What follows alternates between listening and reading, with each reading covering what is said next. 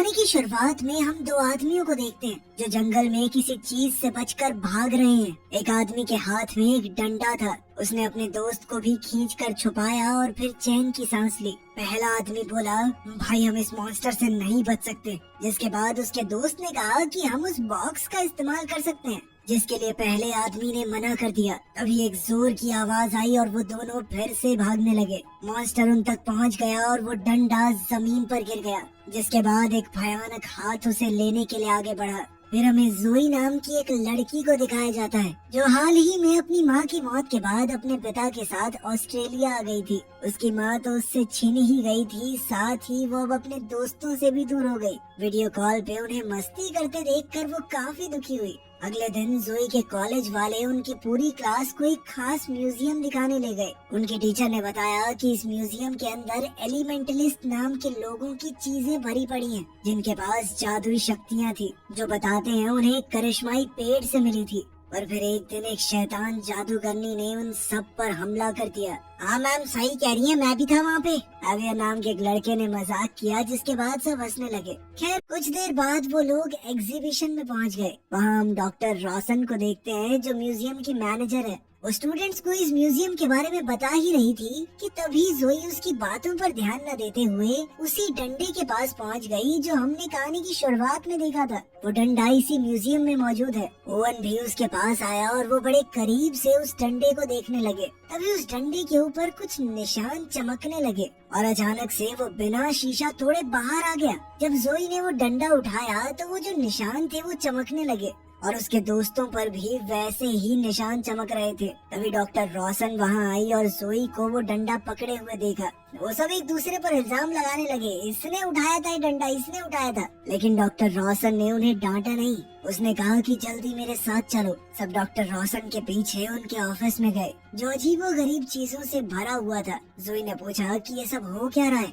Doctor रोशन ने कोई जवाब नहीं दिया, बस वो ये सोच रही थी कि बिना शीशे के टूटे वो डंडा बाहर निकला कैसे। जिसके बाद जोई ने कहा कि सब कुछ अचानक हो गया, जैसे कोई जादू। इस पर डॉक्टर रोशन ने बताया कि ये डंडा ट्री ऑफ नॉलेज से बना है, वही करिश्माई पेड़ जिसने एलिमेंटलिस्ट्स को उनकी ताकत दी थी। इसका इस्तेमाल एक जादुई छड़ी की तरह भी किया जा सकता है। ओवन ने फिर डंडे के बारे में और सवाल किए। डॉक्टर रोशन ने बताया कि ये डंडा आज से लगभग 100 साल पहले मिला था, लेकिन जिन साइंटिस्ट ने इसे ढूंढा वो गायब हो गए, कभी लौट कर नहीं आए।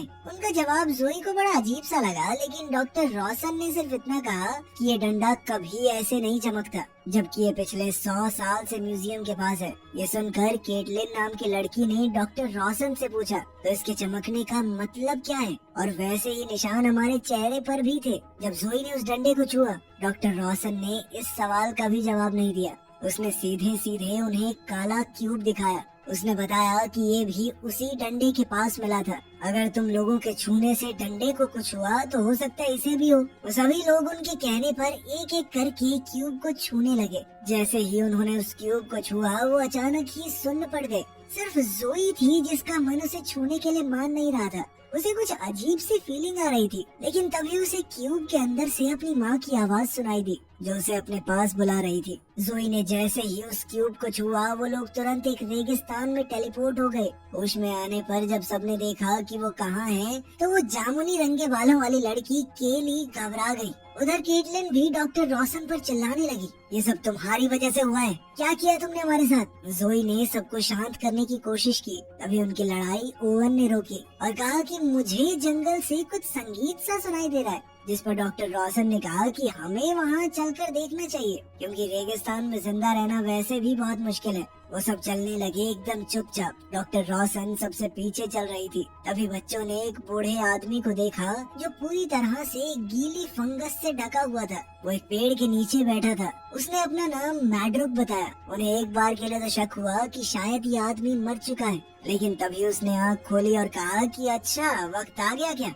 बच्चों ने पूछा किस चीज का वक्त? तभी उस आदमी ने जोई की तरफ देखा और बड़े प्यार से कहा धरती की बेटी। मैड्रुक ने बीस्ट का जिक्र किया। दूर से एक गरज सुनाई दी। इसे सुनकर सब घबरा गए, क्योंकि बीस्ट उनके करीब आ रहा था। मैड्रुक ने फिर से कहा, उसे दिखा दो तुम कौन हो।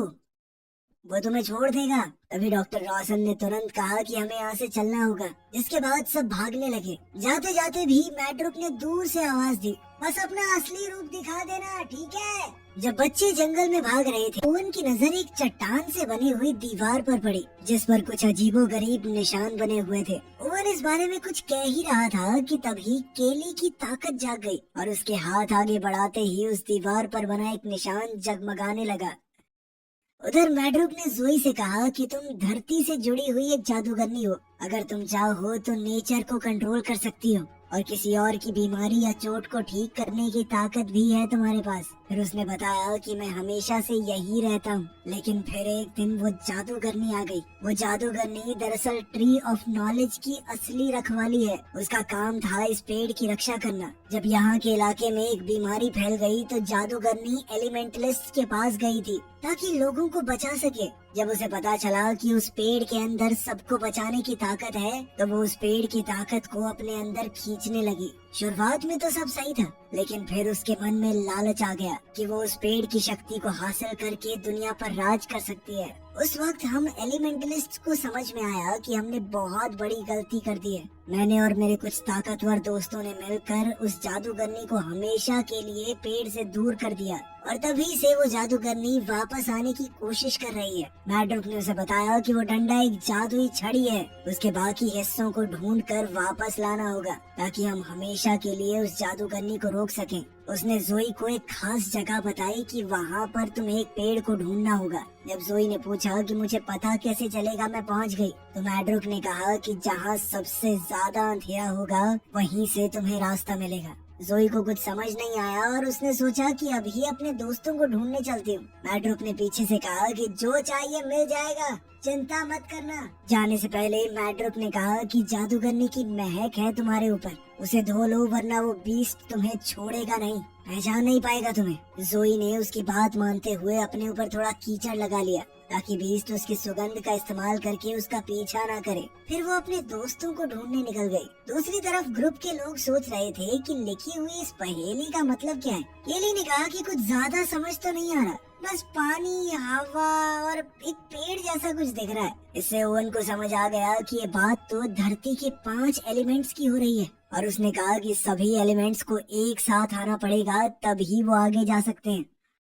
जोई अब जंगल में ही थी और अचानक उसने देखा कि बीस्ट बस थोड़ी दूर ही खड़ा है। इससे पहले बीस्ट उसे देख पाता, डॉक्टर रॉसन ने उसे नीचे खींच लिया। जोई तुरंत डॉक्टर रॉसन से गले लग गई और मैड्रुक से हुई बातें बताने लगी। पता है, मुझे एक बूढ़ा आदमी मिला, उसने मुझे बताया कि एक जादूगरनी बहुत गंदी ये शब्द उसके मुंह से सुनकर डॉक्टर रॉसन को गुस्सा आ गया। उसने खुद बताया कि मैं ही वो जादूगरनी हूँ, गंदी जादूगरनी, और उस हरे बुड्ढे ने जो कुछ कहा ना तुमसे झूठ है सब कुछ। मैं तो उस पेड़ की ताकत का इस्तेमाल करके लोगों का भला करना चाहती हूँ, सब कुछ अच्छा करना चाहती हूँ, इसीलिए तो तुम सबको यहाँ पर लाई हूँ। जोई को उसकी बातों पर शक तो हुआ, पर जादूगरनी ने उसे उसके दोस्तों तक पहुँचने का रास्ता बता दिया। जोई वहाँ से चल पड़ी और साथ ही जादूगरनी से कहा कि मेरे पीछे मत आना। इसी बीच दूसरे लोग यही समझने की कोशिश कर रहे थे कि आगे कैसे बढ़े। अचानक उन्हें फिर से रखवाले की दहाड़ सुनाई दी और जोई भागकर उनके पास आ गई। केली उसे जल्दी से पथरीली दीवार के पास ले गई।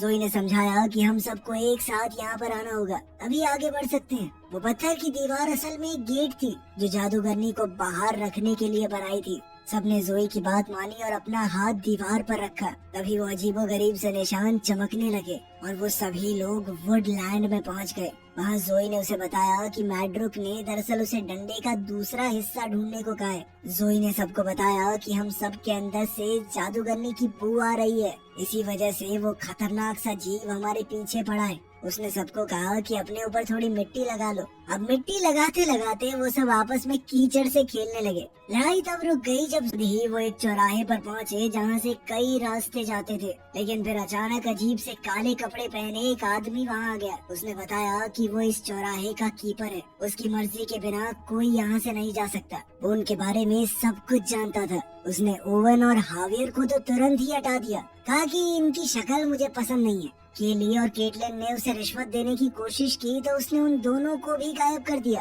फिर उसने जोई को देखा। जोई ने कहा कि मुझे आगे जाने दो, बदले में मैं तुम्हें अपनी माँ का दिया हुआ ये ब्रेसलेट दे रही हूँ, ये उनकी आखिरी निशानी है मेरे पास। कीपर को उसकी नीयत साफ लगी, उसने कोई चालाकी करने की कोशिश नहीं की कीपर के साथ, तो उसने जोई के लिए गेट खोल दिया। लेकिन उस बेवकूफ कीपर ने गलती से वो पोर्टल हैवियर के पास जाने के लिए खोल दिया था, ना कि उस करिश्माई पेड़ के लिए।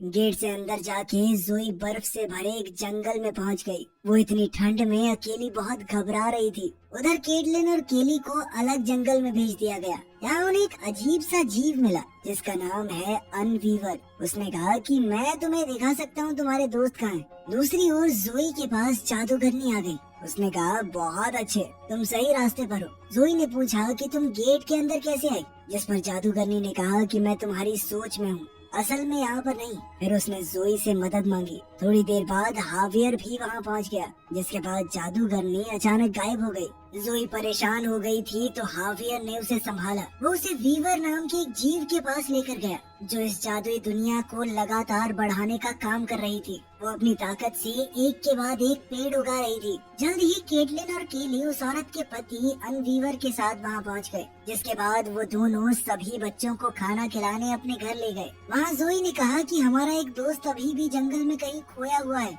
तो मिसेस वीवर ने अपने जादू से उन्हें ओवन दिखाया जो एक दीवार पर बनी पहेली को देख रहा था। केली ने देखते ही अपनी ताकत से वो पहेली सुलझा दी और जोई को बताया कि इस दीवार पर लिखा है अंधेरे से होता हुआ एक रास्ता बक्से तक जाएगा, जिसके अंदर उस जादुई डंडे का दूसरा हिस्सा है। अब जोई ने अचानक ही मिस्टर अनवीवर की प्लेट से खाना उठा लिया और कहा कि आपको पहले हमारी करिश्माई पेड़ तक पहुंचने में मदद करनी होगी। इस पर अनवीवर को बहुत गुस्सा आ गया और वो उसे काटने भागा। जोई अचानक वहाँ से हट गई और मिसेस वीवर के बनाए उस पोर्टल का एक हिस्सा अनवीवर के काटने से टूटकर गिर गया। केली ने वो हिस्सा उठाया जबकि केटलिन ने जल्दी से ओवन को बाहर खींचा, जिसके बाद वो सब फिर से इकट्ठा होकर वहाँ से भाग निकले। दूसरी ओर जादूगरनी बाहर से अंदर घुसने की कोशिश कर रही थी। उसने अपनी ताकत को पूरी तरह से इस्तेमाल किया, लेकिन फिर भी वो उस बैरियर को तोड़ने में नाकामयाब रही। जल्द ही उन्हें वो बक्सा मिला जिसके बारे में केली ने दीवार पर पढ़ा था। उन सब के एक साथ हाथ लगाने के बाद ही वो बक्सा खुला, लेकिन वो एकदम खाली था। जोई गुस्से में आ गई। उसने सब पर चिल्लाना शुरू कर दिया। तभी केटलिन ने देखा कि जोई के आसपास एक परछाई घूम रही है और फिर असली जादूगरनी सामने आ गई। जोई को छोड़कर बाकी चारों के होश उड़ गए जब उन्होंने देखा कि वो कोई और नहीं बल्कि डॉक्टर रॉसन ही है। जोई को समझ नहीं आ रहा था कि वो मैड्रिक पर विश्वास करे या जादूगरनी के ऊपर। आखिर में उसने फैसला किया कि अभी चुनने की जरूरत नहीं है, पहले उस डंडे का बचा खुचा हिस्सा हासिल करूंगी, फिर वो पेड़ को ढूंढने के बाद ही फैसला करेगी। जादूगरनी ने उन्हें बताया कि डंडे का वो आखिरी हिस्सा उसे पेड़ के पास पहुंचा सकता है और फिर मैं दुनिया में सबकी परेशानियां ठीक कर दूंगी। केली को जादूगरनी की बातों पर विश्वास नहीं हो रहा था, इसीलिए उसने पोर्टल के टूटे हिस्सों का इस्तेमाल करके रखवाले को वहाँ बुला लिया। जादूगरनी ने जोई से कहा कि इस डंडे को पेड़ से जोड़ दो। जोई ने उसकी बात न मानते हुए पेड़ को तबाह कर दिया। पेड़ के पूरी तरह टूटने से पहले जादूगरनी पेड़ के अंदर चली गई और फिर जबरदस्त धमाका हुआ। जोई तुरंत अपने दोस्तों के पास गई और कहा कि अपने हाथ जमीन पर रखो, हमें उस पेड़ को वापस जिंदा करना है। उनकी शक्तियों से एक छोटा सा पौधा वहाँ उग गया तो जादूगरनी भी मारी गई और पेड़ को एक नई जिंदगी